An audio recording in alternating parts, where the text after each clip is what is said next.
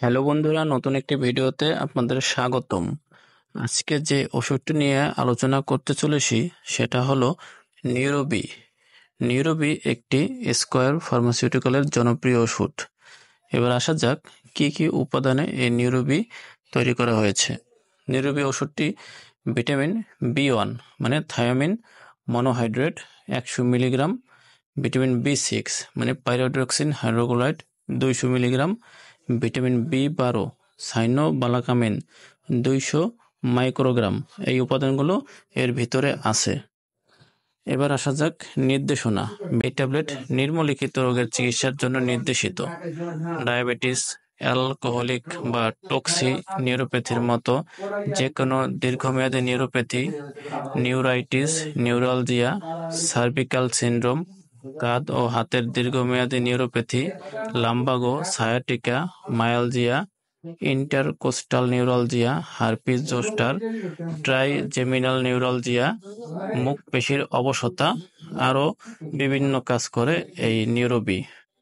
বন্ধুরা, এবার আসা যাক এই নিউরোবি কিভাবে কাজ করে।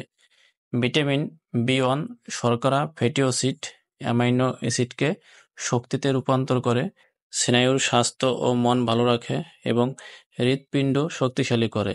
ভিটামিন B6 লোহিত রক্তকণিকা, প্রোটিন, নিউরোট্রান্সমিটার যেমন সেরাটোনিন তৈরি করে এবং জমাকৃত শক্তি মুক্ত করে হৃদরোগ, স্ট্রোক, অবসাদ, অনিদ্রা দূর করতে সাহায্য করে।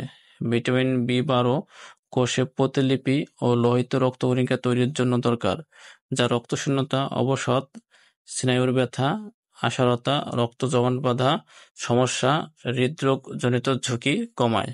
বন্ধুরা, এবার আসি এই ওষুধটির পার্শ্ব প্রতিক্রিয়া সম্পর্কে। সাধারণত পার্শ্ব প্রতিক্রিয়া তেমন একটা দেখা যায় না।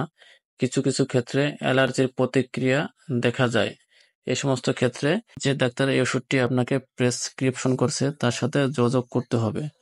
গর্ভাবস্থায় ও স্তন্যদানকালে এটি কতটুকু সেফ? মুখে সেব্য ট্যাবলেট এটি অনেকটা সেফ, কিন্তু ইনজেকশনের ব্যাপারে বিস্তারিত তথ্য জানা যায়নি। সতর্কতা: স্পাইনাল কার্ডের ক্ষয় আছে এরকম রোগীর ক্ষেত্রে সাইনোবালাকামিন ব্যবহার করা উচিত নয়। বন্ধুরা, এই ছিল আজকের ভিডিওটি ভালো লাগলে অবশ্যই আমাদের চ্যানেলটি সাবস্ক্রাইব করে বেল বাটন ক্লিক করে দেবেন। আর যে কোনো ওষুধের মতো এই ওষুধটি খেতে হলে একজন বিশেষজ্ঞ ডাক্তারকে দেখিয়ে খাবেন। ধন্যবাদ।